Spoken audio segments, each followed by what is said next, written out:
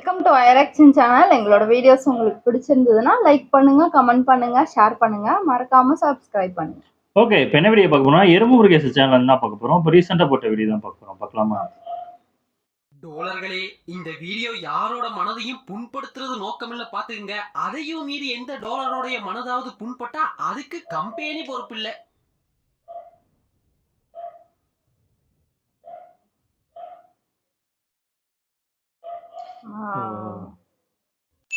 வருஷ கடைசியானா போதுமே இந்த மாதிரி ஒரு வீடியோ தூக்கி வந்துருவாங்க அப்படின்னு நீங்க சொல்றது புரியுது. பட் இயர் எண்ட் ஆனாலே இப்படிப்பட்ட ஒரு வீடியோ போட்டா தாங்க சாட்டிஸ்ஃபைங்கா ஃபீல் ஆகுது. அதுவும் பாருங்களேன், லாஸ்ட் இயரோட கம்பேர் பண்ணும் பொழுது இந்த முறை நாங்க வாங்கின அடி குறைவுதான்றேன். விச் மீன்ஸ் லாஸ்ட் இயர் வந்த மொக்க படங்களை விட திஸ் டைம் மொக்க படங்கள் குறைவா தான் வந்திருக்குது. சோ அதை ஃபீல் பண்ற மாதிரி நிறைய நல்ல படங்களும் வந்திருக்குது.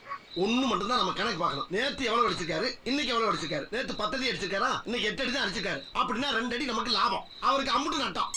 சோ வணக்கம் டோலர்களே, 2023ல பார்த்திருக்க வேண்டிய படங்கள் வர்சஸ் பார்க்கவே கூடாத படங்கள் என்னென்னன்றத பார்க்க ஆரம்பிக்கலாங்களா? வெறும் பிரின்ஸ் படம் மட்டும் போடாரு. இந்த வருஷமே எப்படின்னா வாரிசு, துணிவு, தளபதி கிளாஸ் தாங்க ஆரம்பமாச்சு. பட் இப்போ இதுல வாரிசு பெருசா, துணிவு பெருசான்னு அடிச்சு காட்ட போறதெல்லாம் அதை விட்டுருவோம். பிகாஸ் ரெண்டு படமுமே நல்ல வசூல், ரிவ்யூஸ், மிக்ஸ்ட் ரிவ்யூஸ்னு அதை ஒரு ஓரமா வச்சிருவோமே. அப்படியே அதை தாண்டி வந்தோம்னா வருஷத்தோட முதல் நல்ல படங்க டாடா ரிலீஸ் ஆச்சு.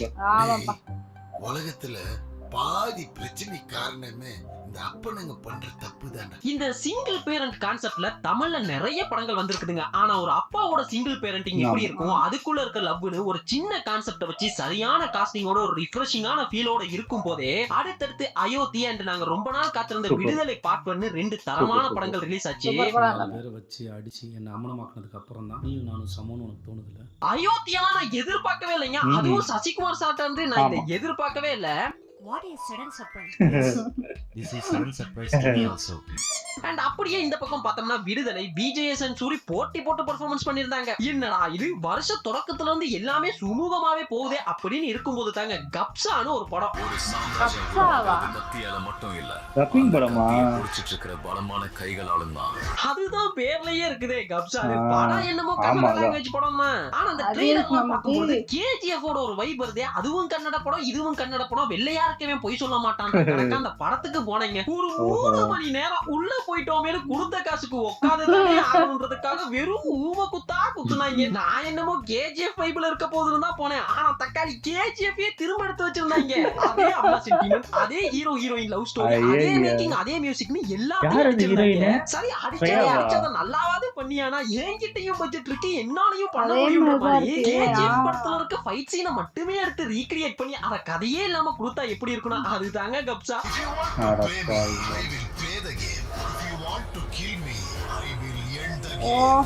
வருஷம் தொடங்கி சரியா 3வது மாசத்துல வாங்கின முதல் ஊம குத்துங்க இந்த கப்சா. அதுக்கு பிறகு 2 படம் வந்துச்சுங்க. ஒண்ணு நம்ம கிட்ட எவ்வளவு குறைவான பட்ஜெட் இருந்தாலுமே பரவாயில்ல, கதை ஒர்த்தா இருந்தா போதும், இருக்கத வச்சே குவாலிட்டியான ஒரு அவுட்புட் கொடுக்க முடியும் அப்படின்னு சொன்ன யாத்திசை.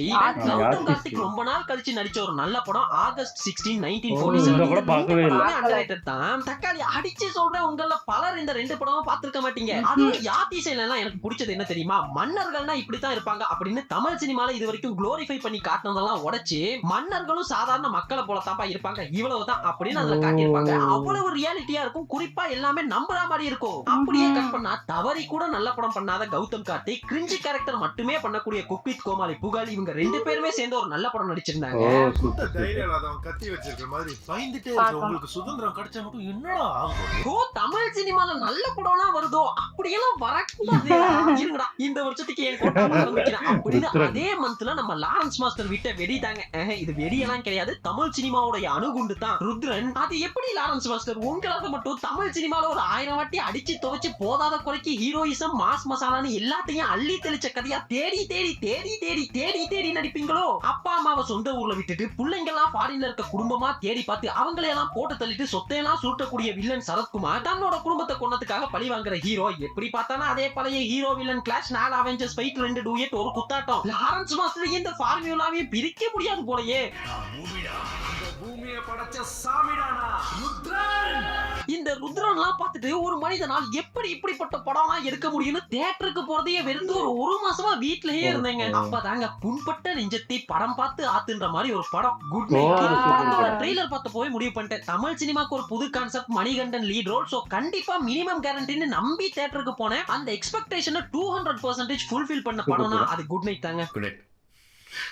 Good night.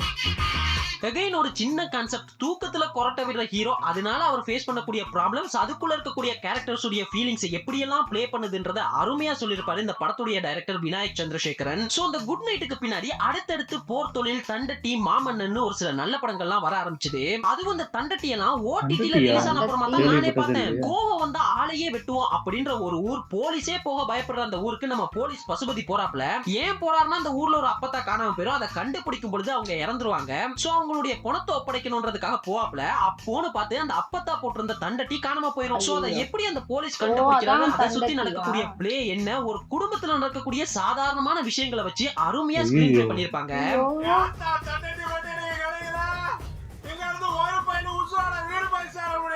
போர் தொழில் ராட்சசனுக்கு அப்புறமா தமிழ் சினிமாவுக்கு கிடைச்ச ஒரு ப்ராப்பரான சைக்கோ கில்லர் ஸ்டோரி. அண்ட் மாமன்னன் அதை பத்தி நான் சொல்லித்தான் தெரியணும்ன்றது கிடையாது.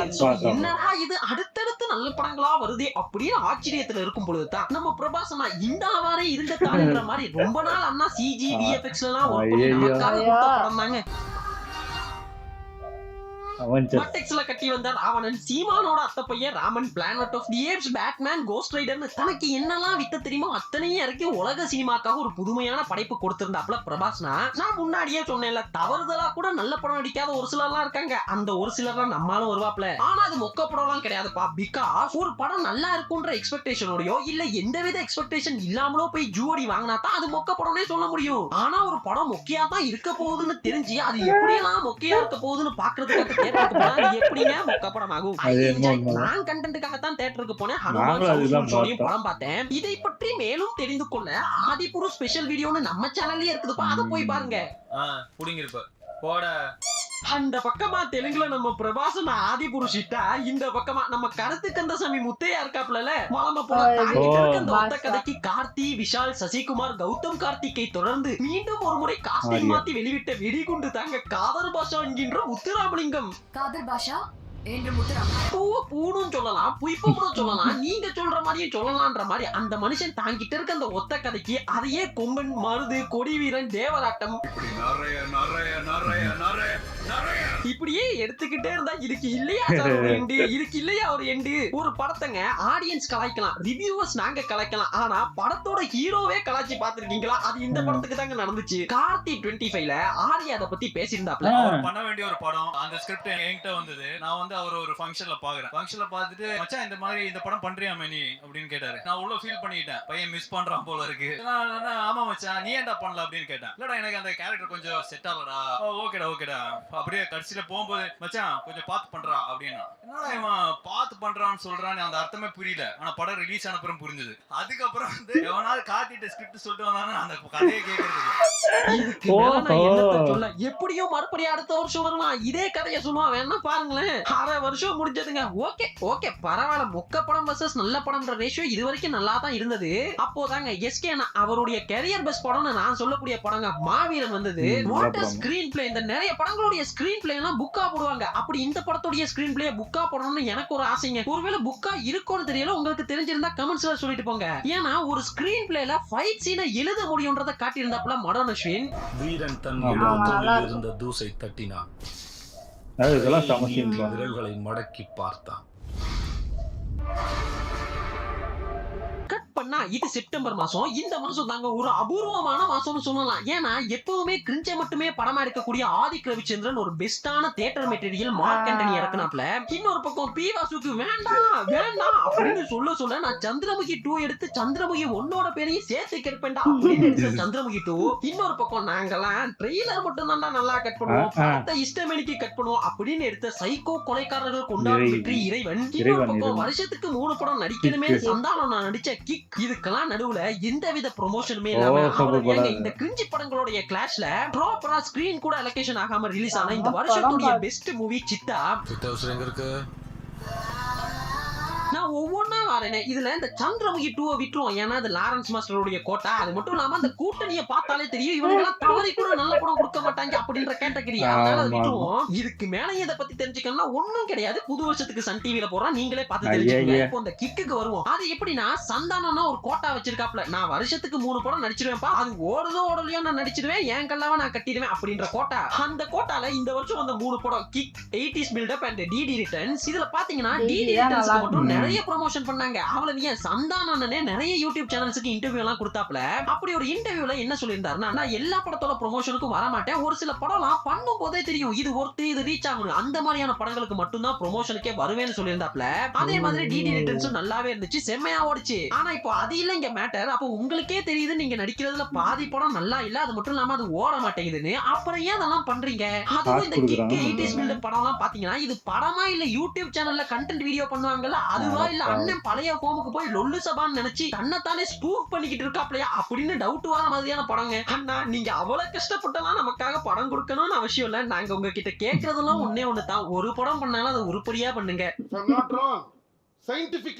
நெக்ஸ்ட் இறைவனுடைய ட்ரெய்லர் கட்லாம் பார்த்துட்டு நான் தெரிச்சிட்டேன். ராட்சசன் அளவுக்கு ஒரு படம் வரப்போகுதுன்னு எக்ஸ்பெக்டேஷனுக்கே போயிட்டேன். ஆனா படம் பார்க்க போகும்போது இறைவனுக்கு டிக்கெட் கிடைக்காம ஆரம்பத்துல சந்திரமுகி 2க்கு போய் ஊம குத்துவாங்க, அது வேற கதை. சோ அந்த சந்திரமுகி 2க்கு பின்னாடி தான் இறைவன் படத்துக்கு போனேன். பொதுவா ஒரு மொக்க படம் பார்த்துட்டு மறுபடி இன்னொரு மொக்க படத்தை பார்க்கும் பொழுது அது என்னதான் மொக்க படமா இருந்தாலும் அது கொஞ்சமாவது நமக்கு சுமாரா வச்சு தோணும். ஆனா இறைவன் எப்படி இருந்துச்சுன்னா இதுக்கு சந்திரமுகி 2 தேவலாம் போலயா அப்படின்னு யோசிக்க வச்சிட்டீங்க. எக்ஸ்பெக்டேஷனை ஃபுல்ஃபில் பண்ணலன்றது கூட கவலை கிடையாதுங்க. படத்துல கதை தான் இல்ல, படமாவது ஒரு ஃப்ளோல இருக்குமேன்னு பார்த்தா படத்தை ஏதோ எடிட் பண்ண தெரியாதவன் எடிட் பண்ண மாதிரி ஒரே ஜம்ப் கட்ஸாவே இருக்கும். திடீர்னு ஒரு சீன் போயின்னு இருக்கும், அந்த சீனுக்கு ஒரு எண்டே இல்லாம அடுத்த சீனுக்கு போயிடும். இப்படி படம் பூரா ஓட்டி காட்டியிருப்பாங்க. ஆனா அவங்க ட்ரெய்லருக்கு மட்டும் ஒரு குறைச்சலும் இல்லடா.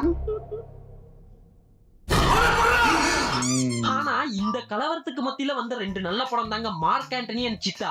மார்க் ஆண்டனி ஐயோ ஆதிக்கு நீ வளமையா கிரிஞ்சு தானே பண்ணுவ, இன்னைக்கு என்ன நல்ல படம் கொடுத்துட்டா அப்படின்னு நானே ஷாக் ஆயிட்டேன். அது ஒரு ப்ராப்பரான தியேட்டர் மெட்டீரியல் கொடுத்திருக்கேன், இப்படியா அப்படின்னு ஷாக் ஆன மூமெண்ட்டுங்க அது. ஆனா ஒரு சில சமயத்துல இந்த படம் கொஞ்சம் ஓவர் ரேட்டடோ அப்படின்னு கூட தோணும். அப்புறமா பார்த்தா அந்த சித்தா எப்படின்னா, நான் இறைவன் சந்திரமுகி 2 இந்த ரெண்டையுமே பார்த்துட்டு டிப்ரெஷனின் உச்சக்கட்டத்துல இருந்தப்போ என் ஃப்ரெண்டு வந்து வா மச்சான் சித்தா நல்லா இருக்கான் போய் பார்க்கலாம்னு சொன்னா, அப்படி பார்த்த படம் தாங்க அது. அந்த படம் பார்த்துட்டு ஒரு 3 நாளா அந்த படம் என் மண்டையில ஓடினே இருந்துச்சு. ஒரு கிரைம் ஸ்டோரிக்குள்ள கண்டிப்பா பேச வேண்டிய ஒரு மெசேஜ் எப்படிடா அப்படின்னு தோணுச்சு. நீங்களா இப்பதான்டா சித்தா பாட்டுக்கு வைப் பண்றீங்க, நானா அப்பவே பார்த்துட்டு அந்த பாட்டுக்கு வைப் பண்ண ஆரம்பிச்சிட்டேன். நான் உன்னை கேட்டேனா?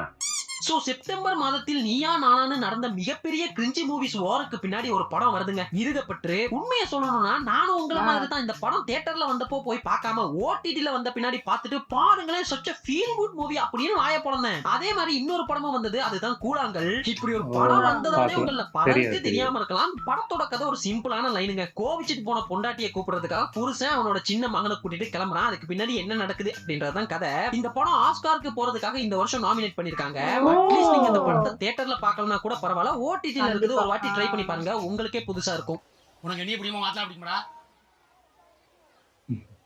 அப்புறம் என்னப்பா வருஷ கடைசிக்கு வந்துட்டோம். போன மாசம் 2 சம்பவம் நடந்துச்சுங்க. ஒண்ணு என்னையா நீ நல்ல படம் நடிச்சிட்ட அப்படின்னு சொல்ல வச்ச ஜிகர்தண்டா XX. இன்னொன்னு உன்னை நம்பி தியேட்டருக்கு வந்ததுக்கு உன்னால என்ன பண்ண முடியுமோ அதை பண்ணிட்ட அப்படின்னு சொல்ல வச்ச ஜப்பான். உண்மையை சொல்லணும்னா ஜிகர்தண்டா XX வந்தப்போ நம்ம சேனல்ல சந்திரமுகி 2 உடைய ரோஸ்ட் எடிட் பண்ணிட்டு இருந்தாங்க. நான் எதிர்பார்க்கவே இல்லைங்க லாரன்ஸ் மாஸ்டர் நல்ல படம் பண்ணுவாங்க. அந்த படத்தை பார்த்துட்டு ஐயோ இப்ப சந்திரமுகி 2 ரோஸ்ட போட்டா கழுவி ஊத்துவாங்களோ அப்படின்னு பயந்து அவசரமா ஒரு பிட்ட பேசி அதை ரோஸ்டுக்கு முன்னாடி ஆட் பண்ணீங்க. இப்ப உண்மையா அதான் வீடியோ வியூஸ் போய் முடிஞ்சிருச்சுல. சிம்பிளா சொல்லணும்னா லாரன்ஸ் மாஸ்டர் அண்ட் கார்த்திக் சுப்புராஜ் உடைய கரியர் பெஸ்ட் படம் தாங்க இந்த ஜிகர்தண்டா XX. இப்ப நான் ஜப்பானுக்கு வரேன். பொதுவா இந்த பெரிய ஹீரோஸ் எல்லாம் தங்களோட முக்கியமான படங்களுக்கு மட்டும் நல்ல ஸ்கிரிப்ட செலக்ட் பண்றேன் அப்படின்னு சொல்லி சொதப்பிடுவாங்க. அந்த லிஸ்ட்ல தான் இந்த ஜப்பானும் வரும். ஒரு படத்துல கதைன்னு ஒண்ணு இல்லாம இருக்கலாம், ஆனா அந்த படத்துல எப்படின்னா ஹீரோ ஒரு திருடன், அதுவும் மோஸ்ட் வாண்டட் கிரிமினல், நிறைய திருட்டு பண்ணிருப்பான். ஆனா அவன் பண்ணாத ஒரு திருட்டுக்கு அவனை தேடுவாங்க, தேடி கண்டுபிடிச்சிருவாங்க. கண்டுபிடிச்சதும் தான் தெரியும் அந்த திருட்டு அவன் பண்ணலன்னு. சோ அதுக்கு பின்னாடி அவரும் போலீஸும் சேர்ந்து அந்த திருட்ட பண்ணது யாருன்னு தேடுவாங்க.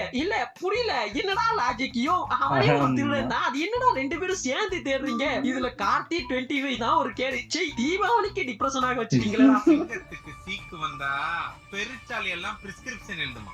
அண்ட் ஃபைனலி இப்போ நாங்க இருக்குது வருஷ கடைசி. இந்த மாசமும் 2 படம் வந்ததுங்க. ஒண்ணு எந்த ஒரு எதிர்பார்ப்புமே இல்லாம வந்த ஏகப்பட்ட எதிர்பார்ப்போட வந்த சலார். நான் இந்த சலாருக்கு பின்னாடி வானேன். இப்போ பார்க்கிங் இருக்குதுல்ல, இப்படியே ஒரு படம் எடுத்துட முடியுமா அப்படின்னு யோசிக்க வச்ச மூவிங்க. ஒரு வீடு, 2 கேரக்டர், ஒரு கார், இந்த 4 விஷயங்களை தான் இந்த படம் முழுக்கவே திரும்ப திரும்ப திரும்ப பாக்குற மாதிரி இருக்கும். ஆனா ஒரு இடத்துலயுமே இந்த படம் போர் அடிக்காது, அவ்வளவு நல்லா இருக்கும் ஸ்கிரீன் பிளே. பொதுவாவே இது மாதிரியான படங்கள்லாம் மலையாளத்துல தான் அதிகமா பாக்குற மாதிரி இருக்கும். இப்போ தமிழ்லயுமே எடுக்கிறாங்க அப்படின்றது ஒரு நல்ல விஷயம் தான். இந்த வீட்ல நீ இருக்கணும். இந்த படத்தை தான் ரஜினியும் ஃபைனலி சலார், கேஜிஎஃப் புகழ் பிரசாந்த் நீல் பிரம்மாண்ட மேக்கிங், கேஜிஎஃப் உடைய சீக்வல் ப்ரீக்வல்னு என்னென்னமோ வதந்தி கிளப்பி கடைசில இல்லப்பா இது ஒரு ஸ்டாண்ட் அலோன் ஃபிலிம் தான் அப்படின்னு விட்டாங்க. நம்ம நீல் மாமாவாச்சின்னு நம்பி போனீங்க. படத்துல பிரபாஸ் ஜெகபதி பாபுலாம் இருந்தப்பவே யோசிச்சிருக்கணும். மேக்கிங் அண்ட் ஃபைட் சீன்ஸ் தவிர்த்து இந்த படத்துல ஒரு மண்ணும் கிடையாதுங்க. இப்ப கேட்கலாம், ஐயோ கேஜிஎஃப் இப்படித்தானே இருந்துச்சு, அப்ப மட்டும் ஊ தலைவரே அப்படின்னு முட்டு கொடுத்தீங்க, இப்ப என்ன வாரேன் அந்த மேட்டருக்கு இப்போ வாரேன். கேஜிஎஃப்ல பாத்தீங்கன்னா ஒவ்வொரு சீனுக்குமே ஒரு ரீசன் இருக்கும், ஒரு கதை இருக்கும். எக்ஸாம்பிளுக்கு சொல்லணும்னா கேஜிஎஃப் 2ல ஹீரோவோ ஒரு சீன்ல வில்லனுங்க எல்லாம் தோக்கடிக்கிற நிலைமை வந்துரும். அப்போ ஹீரோ ஊரை விட்டு போயிடுவாப்ல. எங்கடா போயிருக்காருன்னு பார்த்தா போய் கன் வாங்கிட்டு வருவாப்ல. இப்போ இந்த சீனை பாத்தீங்க அப்படின்னா ஒரு ஸ்டார்ட் இருக்கும், ஒரு மிட் இருக்கும், ஒரு எண்ட் இருக்கும், ஒரு கான்ஃபிளிக்ட் இருக்கும். இதனால தான் இந்த சீன் எங்களுக்கு கனெக்டே ஆகுது. ஆனா சலார் எப்படி இருக்கும்னா ஹீரோ பேசவே மாட்டாப்ல. அவரை தவிர்த்து படத்துல இருக்க எல்லா கேரக்டரும் ஹீரோக்கு பில்டப் கொடுத்துனே இருப்பாங்க. அவர் யாரு, எவரு, எப்படி இவ்வளவு வெப்பன்ஸ் வச்சிருக்காரு, எப்படி இவ்வளவு பலம் வாய்ந்தவரா இருக்காரு, இது எதுக்குமே எந்த ஒரு காரணமுமே இருக்காது. வெறும் ஃபைட் மட்டும் தான் இருக்கும். குறிப்பா கேஜிஎஃப்ல ஒர்க் அவுட் ஆன அம்மா சென்டிமெண்ட் இதுல ஒர்க் அவுட்டே ஆகிருக்காது. சரி கதையாவது எதனாவது புதுசா வச்சிருக்காரான்னு பார்த்தா தலைவன் கன்னடத்துல அவரே எடுத்த உகரம் படத்தோட சீடு முத கொண்டு காப்பி அடிச்சு எடுத்து வச்சிருப்பாப்ல. கேட்டா சலார் உகரம் படத்தோட ரீடேல்னு சொல்லுவீங்க. இத சொன்னா நம்மள பைத்தியக்காரன்னு சொல்றாங்க. சோ இதுதாங்க இந்த வருஷத்துடைய பார்க்க வேண்டிய படங்கள் வெர்சஸ் பார்க்கவே கூடாத படங்கள். இதுல நீங்க எதனாவது மிஸ் பண்ணிருந்தீங்கன்னா போய் பாருங்க. இல்ல இந்த படம் எதனாவது பார்க்காத உங்க ஃப்ரெண்டுக்கு இந்த வீடியோவை ஷேர் பண்ணி விடுங்க. அப்புறம் என்னப்பா இந்த வருஷம் போனேன்னா இனி அடுத்த வருஷம் தான் வீடியோ போடுவேன். ஆமா 2 நாள் இருக்கு. நல்லா நல்லா கேளுங்கப்பா, அடுத்த வருஷம் தான் வீடியோ Joke, போடுவேன். joke. அடுத்த வருஷம் தான் வருவாங்க. நீ என்னடா கேட்கணும்டா, நீ என்னடா அனுபவம் ஆடு மாதிரி வளர்ந்துருக்கியே. நான் ஒரு 1ஆம் கிளாஸ்ல இருந்து படிக்கிறேன். 5ஆம் கிளாஸ்ல அந்த காமெடி பண்ணேன், நல்லா இல்லன்னு. 6ஆம் கிளாஸ்ல பண்ணேன். போன் ஒன்னு கண்டுபிடிச்சாங்க, எஸ்எம்எஸ் ஒன்னு கண்டுபிடிச்சாங்க, அதுல அனுப்புனேன். வாட்ஸ்அப் கண்டுபிடிச்சாங்க, ஆண்ட்ராய்டு வரைக்கும் வந்துருச்சு. அந்த காமெடியை மாத்த மாட்டேங்கிறீங்களா? காமெடி வேணாம்டா, நியூ இயர் காமெடி பண்ணா எங்க முடியல. சரி சரி சரிப்பா, அப்புறம் என்ன, எல்லாருக்கும் ஹாப்பி நியூ இயர். இத்தோட கடையை சாத்திக்கலாம். சரி போறதே போறீங்க, நியூ இயர் கிஃப்டா கீழ இருக்க நம்ம சோசியல் மீடியா லிங்க் எல்லாம் ஃபாலோ பண்ணிட்டு போறது பண்ணுவீங்கன்னு நம்புறேன். அப்புறம் என்ன, இன்னொரு சூப்பரான வீடியோல மீட் பண்ணலாம். அதுவரை நன்றி, வணக்கம். சூப்பர் முடிஞ்சு. சூப்பர். நிறைய படம் நாங்க மிஸ் பண்ணியிருக்கோம். இதுல பார்க்காத படம்லாம் நிறைய இது பார்க்கணும். அந்த போர் தொழில், அப்புறம் 1947, ஏதோ அந்த கம்மல் பேர் எனக்கு சரியா ஞாபகம் இல்ல. ஏதோ யாத்திரையா யாத்திரை தான் இல்ல யாத்திசைன்னு நினைக்கிறேன், தெரியல. யாத்திசையா தெரியல. அந்த படம் அதான் சொல்றல, நிறைய படம் சொன்னா யாத்திசைன்னு நினைக்கிறேன். அதான் நிறைய படம் நல்ல படம் சொல்லியிருக்காங்க. அதெல்லாம் பார்க்கல உண்மையில, அதெல்லாம் பார்க்கணும். சில படம் நிறைய படம் பார்த்தோம். அந்த டாடா, குட் நைட், சித்தா, இதெல்லாம் நாங்க சும்மா எதிர்பார்க்காம சரி எது படம் இல்லையே போர் அடிச்சுது அப்படின்னு பார்த்தது. சாட்டர்டே சண்டே பார்த்தது பாப்போமேன்னு பார்த்தோம் நாங்க. ஆனா டாடா படம் எங்களுக்கு பிடிச்சிருந்தது, நல்ல படம், அது பிடிச்சிருந்தது. அதே மாதிரி குட் நைட்டும் நல்ல மூவி தான். இன்னும் 2 மூவி. ஆமா பார்க்கிங் பார்க்கல, பார்க்கிங் பார்க்கணும். பார்க்கிங் இந்த ஹாட்ஸ்டார்ல இருந்தது.